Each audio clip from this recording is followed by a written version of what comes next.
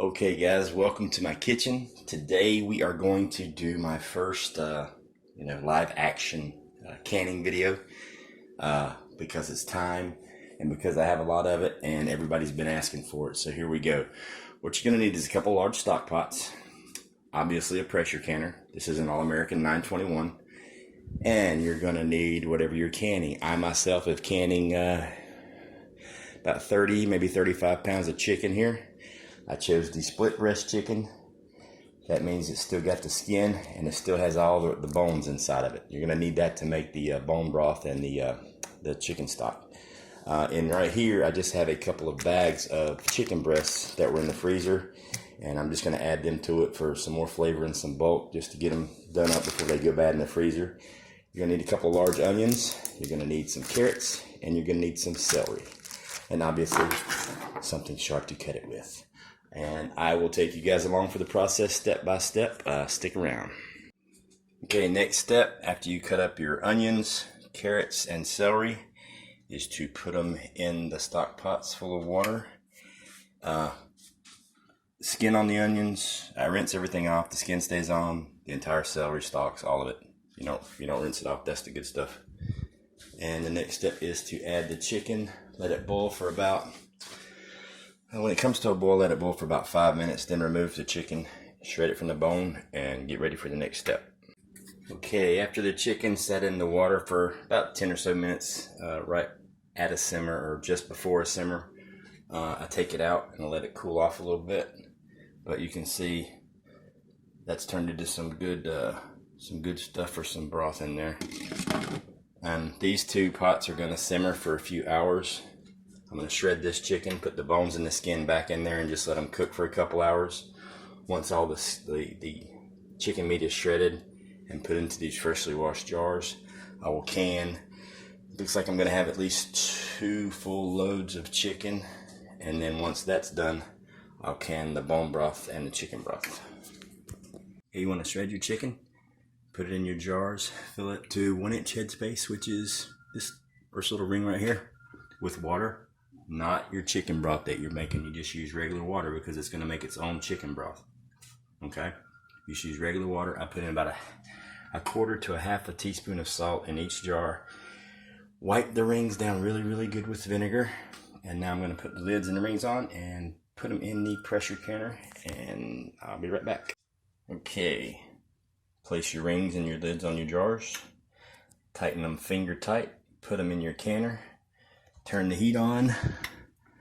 I'm starting it high to go ahead and get it on as fast as I can. And also, you want to take some either vegetable oil or olive oil and line the end right here, the inner rim. Let's cut at an angle because the All-American does not use a gasket. It's a metal seal. So you want to make sure you lube it really good. About every 4 or 5 loads that you do. That way it keeps your lid from sticking to the rest of the canner. But I'm going to put the lid on it and tighten it down. And I'll bring you right back. Okay, once you put your lid on, you're going to want to tighten it down using opposite toggles, meaning this one and this one at the same time. And then you go around, there's 6 on here. Tighten them down loosely and then go back and tighten them all down pretty decently tight. Crank the heat up, I've got it on high. This is going to start spewing steam. Let it go for 10 minutes. Once it reaches the 10-minute mark, I put my weighted gauge on here. And you can see the gauge has different markings on it. 10 pounds, 5 pounds, and 15 pounds of pressure, depending on your elevation. Find out what pressure you need. It's easy to find out your elevation, but I use 10 pounds of pressure at my elevation. So once I put that on there, after it's spewed for 10 minutes, I'll watch this gauge and it'll start climbing. And on mine, it gets to about 11 psi before that starts jiggling, which means it probably needs to be calibrated, but it's really not that big of a deal. This is just kind of like, gives me a ballpark at where I'm at. This is what tells you what's going on. Once it reaches 10 psi, this thing will start jiggling like crazy, making a crazy noise. And you want to turn your pressure down. Once it does that, you want to start slowly turning your heat down. And you want to keep this above 10 psi for the next hour and a half. And you'll know it's staying steady when this thing should jiggle 2 to 3 times a minute. It should make a jiggling noise, which releases pressure, which keeps it right at 10 psi. So as long as this thing is jiggling at 2 to 3 times, maybe even 4 or 5 times a minute, your pressure is good. and you're going to just watch it for the hour and a half. But what's going to happen, this thing's going to get really, really hot, and you're going to constantly need to be turning your stove down as you go. Once you do a few loads, you kind of know where your stove is and how it works. So once I get this thing up to pressure, within the first 15 or 20 minutes, I'll be down on like probably 2, if not 1. And towards the very end, I'm almost on low, and it's still holding the pressure, which is doing real good. Now, in the meantime, while this is going for an hour and a half, I've got another batch of chicken in here. The rest of what I'll had, the breasts and all the breasts in both of these pots, and I got them set to a good simmer. So this is where all the good bone broth is coming into it. What I'm making in here with the chicken is basically just chicken broth, because it's just the chicken itself in the jars. So I'm gonna have 2 loads of chicken breasts with its own broth, and then I'm gonna have at least 2 loads of bone broth, maybe 3. And each one of these cycles takes an hour and a half in the cooker, plus all the prep time. So when you get a system built up and you kind of get used to how you can do a hot switch with already having your next batch hot, so it matches the water. Because right now I'm starting cold. What's in the jar is cold, and the water that's in here is cold. And also in the water, when you start, you need to put about 1 inch to 2 inches of water in the bottom. And I put about 1/4 cup of vinegar in the water with it. That keeps the jars from getting a buildup on the outside. It helps keep them clean, where they're easier to clean when it's time to wash them off and put them in storage. But I will bring you back when this thing starts steaming and show you what it looks like. Okay, this is what it looks and sounds like when it's been steaming out. I hope you can see that steam. It's coming out of there good. It's been going for about 10 minutes, and you can see the pressure is already starting to come up a little bit. So what I'm going to do now is put the weight on and let it come up to 10 and adjust the heat. Okay guys, as you can see, we're up above 10 psi, and the jiggler started going. What I'm going to do is I'm going to back it off to high. I think it's going to be about 6. And I'm going to set my timer for an hour and a half.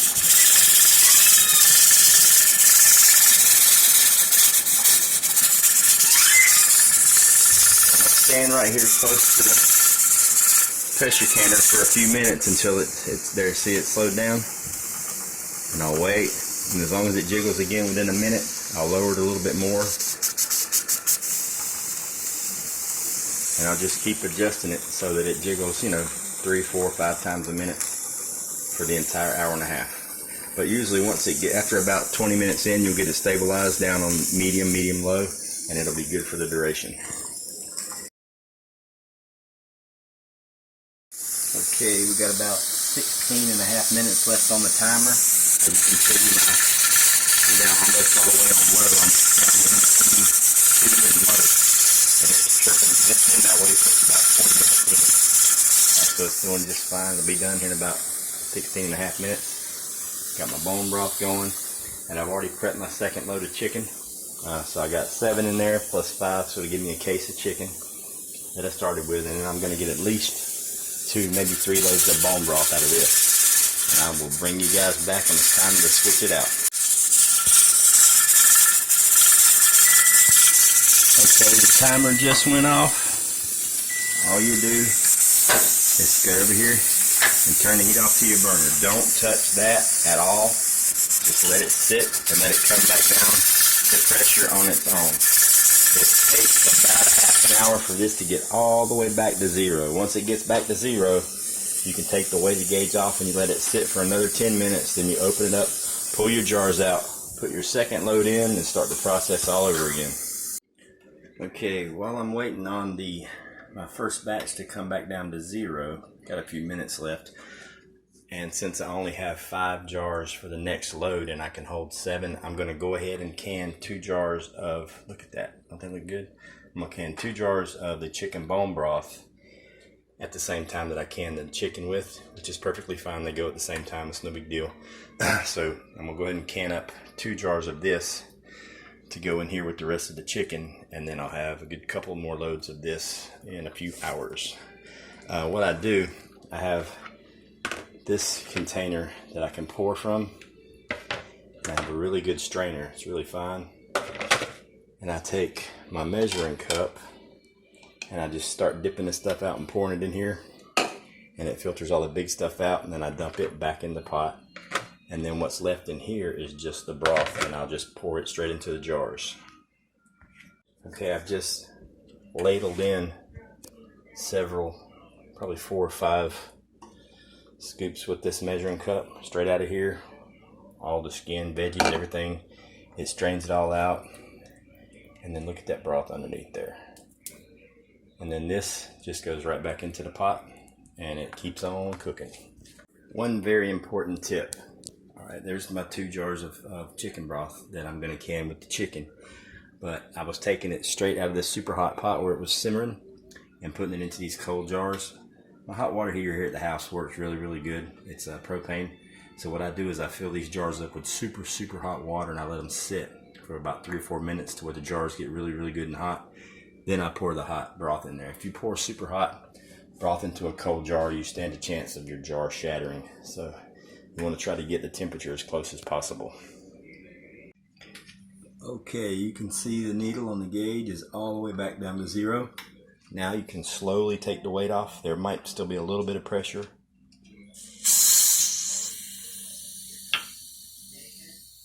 Let it sit for about 10 minutes. Then open it up, take the jars out, sit them on the counter on a towel, spaced apart, probably about 1 inch, 1.5 inches at least, maybe 2 inches all the way around so they cool nice and evenly. And then you reload it and repeat the entire process again. The same thing for the chicken broth, same way you did the chicken. Okay, the second load is in, the heat is on. This is what they look like fresh out of the canner. You can see they're still bubbling, they're still cooking. And then I'll start to pop. Most of the seals have already popped really quick.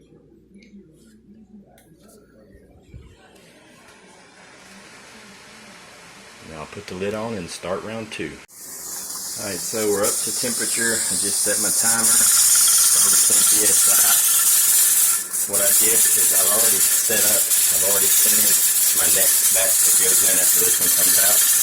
And I've already got my jars set for the batch after this batch. So once you start doing this a bunch of times, you'll figure out that you can stage it and save a whole lot of time by already having it ready to go in. And then here's what's going to fill up those jars. Oh, and also another tip. These are regular mouth, not wide mouth jars. I use these for chicken broth or any kind of broth because it's just liquid, it's easy to pour out. If you put beans or meat or stuff in here, it's kind of hard to get out of a regular mouth. So I use the wide mouth for the jars that actually have food in them. Okay guys, so today I'm canning chicken. You can see this is the first batch I've already done. The second batch is in the canner right now. It's just chirping away. I've got a pot of bone broth going. There's one batch of bone broth ready to go into the canner. This pot will fill up these jars, and that'll be the second batch. The process itself is very simple. You take a couple of stock pots. I started with 2. I've already emptied 1 for that batch. You fill it up with water, carrots, onions, and celery. Then you put in your chicken breast, whatever you want to use. I cook my chicken probably 50% through.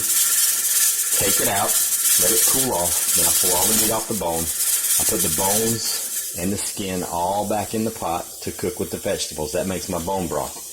The meat I can individually in jars.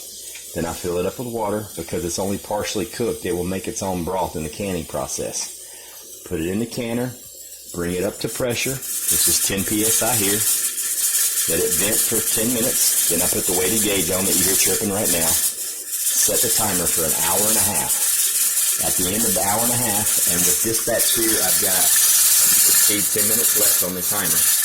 Once it reaches 0, I turn the heat off. I let it sit until this needle comes all the way back down to 0.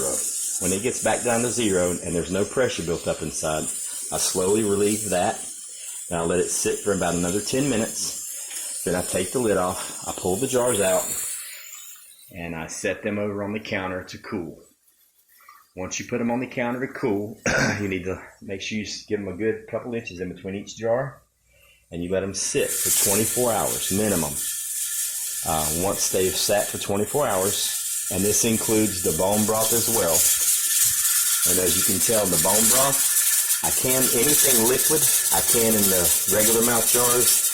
Anything that's got, food in it, like beans or chicken, meats and stuff like that, I try to use the wide mouth jars because it's hard to get it out of these. But if you just pour in the liquid out, they work great in the regular mouth jars. But the same thing goes for those jars. They will sit over here on the counter for 24 hours. Once that's done, I'll take the rings off, make sure all the jars are sealed. Then I bring them over here to the sink, and I will wash each individual jar completely submerged in really, really soapy water. Make sure the entire jar is clean. This is without the ring on it. The ring comes off. I don't store my jars with rings on them. Wash the entire jar, including especially the little grooves around here. You want to make sure you get all of any food, grease, or any residue off the outside of the bottle, because that will attract rodents and pests when you put it in your storage. I wash the jars really, really good. I let them sit and completely dry, and I put them back in the box, and they go into storage. A very interesting fact for you today, I'm canning between 30 and 35 pounds of chicken. That's 7 jars, and then I've got 5 more jars in here. So I'll have exactly 12 jars packed full of chicken breasts. About 30 pounds or so, and I got them for $1.89 a pound, which wasn't bad at all. But here's the crazy part. A lot of people just can the chicken and they don't do the bone broth. Are you crazy? That is the best thing in the world. It is super, super healthy, and that's what you make your beans, and you can season your grits with it. You can do so much with chicken broth and bone broth. But here's the crazy part. If you go into, say, Walmart tomorrow and you get 1 quart, which is what this is, 1 quart of chicken bone broth, organic bone broth, it's somewhere between $5 and $6 a quart, okay? So let's do the math. I spent right around $40 on 30 plus pounds of chicken. By canning the bone broth, I'm going to have, 7, 14, 15, between 16 and 18 quarts of bone broth that goes for between $5 and $6 a jar. That's almost $100. So basically, if you look at it this way, by canning my own broth and using it versus buying it at the store, my chicken only cost me $40. But from that chicken, I got a case of chicken breast canned, long-term, ready to go, already cooked. As a bonus, I got almost 2 cases of bone broth, which retail would have cost me around $100. I spent $40 on the chicken. I made $100. So basically, I made $60 in this deal, if you look at it that way, from a standpoint of using the bone broth, which is crazy. So technically, the bone broth is worth more than the chicken, which is nuts, but it works for me. I love this stuff. It's amazing. And you know it's good when you got the little chunks of stuff floating around in there. Oh yeah, that's the good stuff right there. But this is my first live action canning video. This is the bone broth in here cooking away, and you can see it's got the let me pull this off for a second.